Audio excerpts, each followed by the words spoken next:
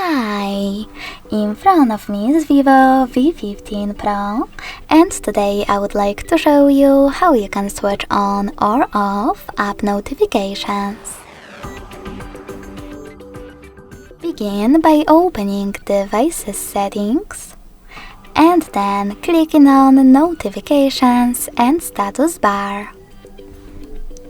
Following that, tap on App Notification Management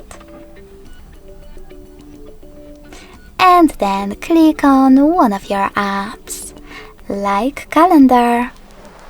Lastly, just click on this switcher at the top next to Allow Notifications to turn them off or on. Thanks so much for watching. If you enjoyed this video, don't forget to leave a like, comment and subscribe. Bye!